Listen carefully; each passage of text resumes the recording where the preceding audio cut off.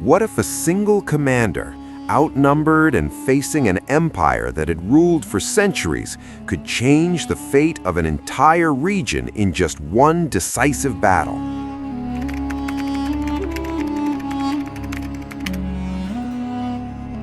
The sun had barely begun to rise over the dusty plains of southern Palestine when the first whispers of war drifted through the camp.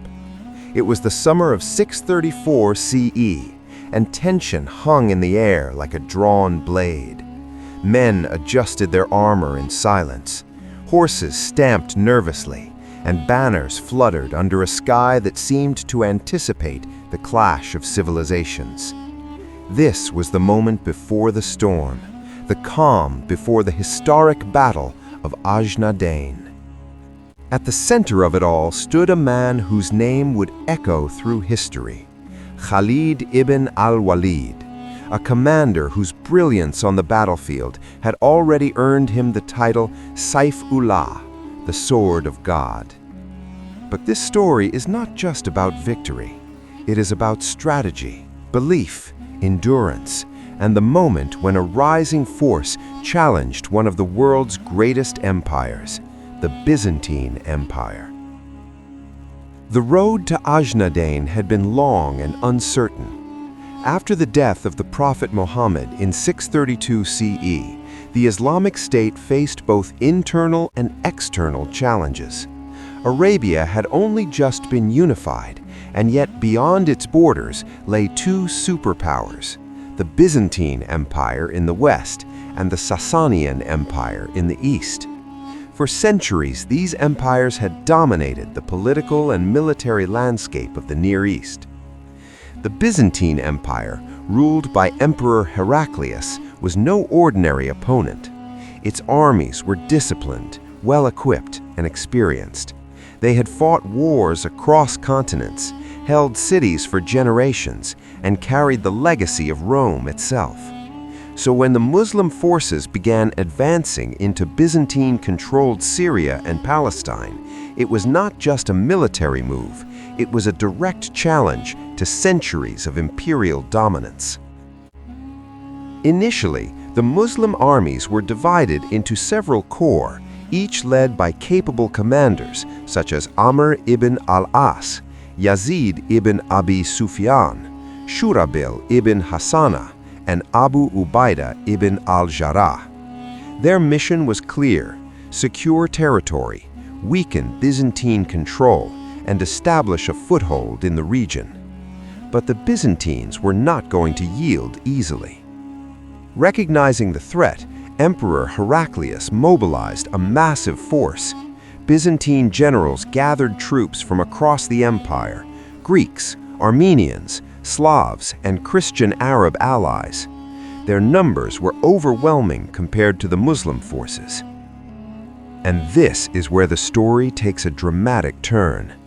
Far to the east, in Iraq, Khalid ibn al-Walid was engaged in campaigns against the Sasanian Empire. His victories there had already cemented his reputation as a master strategist. But when news reached him that the Muslim armies in Syria were facing a massive Byzantine buildup, he made a decision that would define his legacy. He would march across the desert. Not along the safe, known routes, not with the comfort of supply lines, but through the harsh, unforgiving Syrian desert, a route considered nearly impossible for an army to cross. It was a gamble, a bold, almost reckless move, but it worked. Khalid's forces moved with speed and precision, navigating terrain that would break lesser armies. Water was scarce, the heat was relentless, and the risks were enormous. Yet, against all odds, they emerged near Syria, unexpected, unstoppable, and ready to unite with the other Muslim forces.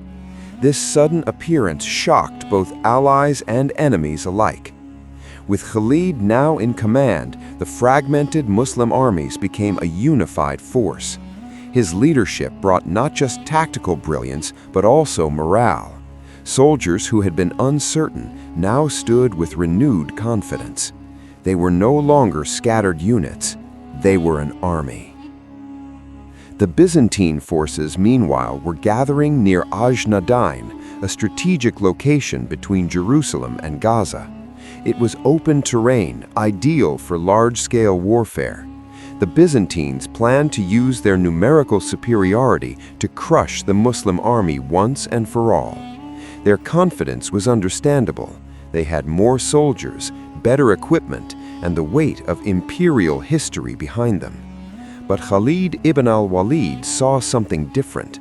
He understood that battles were not won by numbers alone, but by discipline, coordination, and timing. As both armies prepared for battle, the contrast between them became clear. The Byzantine army was vast and diverse, composed of multiple units from different regions. While powerful, this diversity sometimes made coordination difficult. Communication could falter, and unity was not always guaranteed. The Muslim army, though smaller, had a different strength. They were unified by purpose. They shared a common belief, a common goal, and above all, a trust in their commander. Khalid organized his forces with precision. He divided them into infantry and cavalry units, assigning specific roles to each. His cavalry, in particular, would become a decisive factor in the battle. He also implemented flexible formations, something not commonly used in traditional Byzantine tactics. This allowed his forces to adapt quickly to changes on the battlefield. The stage was set. The battle began under the blazing sun. At first, it followed the traditional pattern of warfare at the time. Skirmishes broke out along the front lines, with archers exchanging volleys and infantry testing each other's strength. The Byzantines advanced with confidence, their lines stretching wide across the battlefield. Their objective was simple: overwhelm the Muslim forces through sheer numbers. But Khalid had anticipated this. Instead of meeting the Byzantine advance head-on with equal force, he allowed his troops to absorb the pressure. His troops held their ground, retreating slightly when necessary, but never breaking. This was not weakness, it was strategy. As the Byzantines pushed forward, their formation began to stretch. Gaps appeared between units, coordination weakened, and that's when Khalid made his move. He launched a series of coordinated counterattacks, using his cavalry to strike at vulnerable points in the Byzantine lines. These were not random charges, they were precise, calculated strikes designed to disrupt and disorient the enemy. The speed of the Muslim cavalry caught the Byzantines off guard. Before they could regroup, another wave hit, and then another. Khalid's tactics created confusion within the Byzantine ranks. Units that had advanced confidently now found themselves isolated. Communication broke down. Orders became unclear. What had started as an organized advance began to unravel.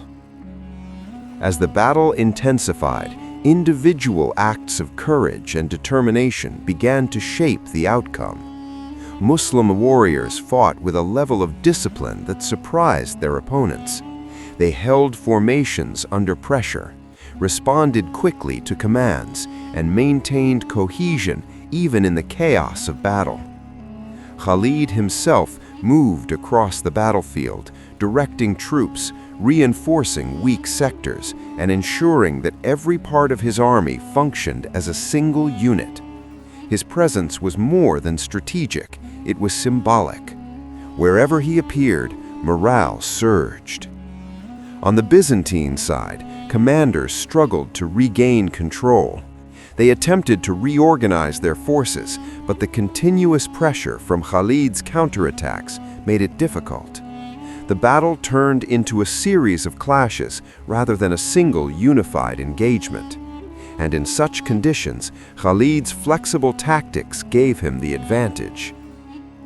One of the decisive moments came when Khalid executed a coordinated cavalry maneuver that struck the Byzantine flank. This was not just an attack, it was a turning point. The Byzantine forces, already stretched and disorganized, could not withstand the sudden blow. Their lines began to collapse. Panic spread. What had once been a confident army now faced the danger of total defeat. Khalid pressed the advantage. He ordered a full-scale advance, pushing the Byzantines back across the field. The Muslim forces moved with discipline, ensuring that their formation remained intact even as they advanced. The Byzantines, unable to regroup, began to retreat, and then the retreat turned into a rout. By the end of the battle, the outcome was clear. The Byzantine army, larger, better equipped, and backed by centuries of imperial power, had been defeated. The Muslim army, under the leadership of Khalid ibn al-Walid, had achieved a victory that seemed almost impossible. But this was not just a military success. It was a historic moment that changed the course of the region. The victory at Ajnadayn opened the road to further Muslim advances into Syria and Palestine. It weakened Byzantine control and demonstrated that the empire was not invincible. For the Muslim forces, it was a proof of concept. They could face a superpower and win. In the years that followed, this momentum would lead to even greater victories, including the famous Battle of Yarmouk. But Ajnadayn was where it truly began. It was the moment when strategy overcame numbers, when unity overcame diversity, and when a commander's vision transformed an army into a force capable of changing history. Khalid ibn al-Walid's legacy is often defined by his victories, but his true brilliance lay in how he achieved them. He understood that war was not just about strength, but about timing, movement, and psychology. He turned disadvantages into opportunities. He turned uncertainty into strategy. And at Ajnadayn, he turned a confrontation into a defining victory. Even today, military historians study his tactics. His use of mobile cavalry, flexible formations, and coordinated attacks continues to influence modern warfare concepts. But beyond strategy, there is something else that makes this story enduring. It is the idea that under the right leadership, even the most unlikely forces can achieve extraordinary outcomes. That belief, discipline, and intelligence can overcome even the greatest odds. As the dust settled over the field of Ajnadayn, the echoes of battle slowly faded, but the impact of that day would resonate for centuries. Empires would rise and fall, borders would change, but the story of Ajnadayn, the day when a smaller army reshaped the destiny of a region, would remain. A reminder that history is not always written by the largest armies, but sometimes by the smartest minds.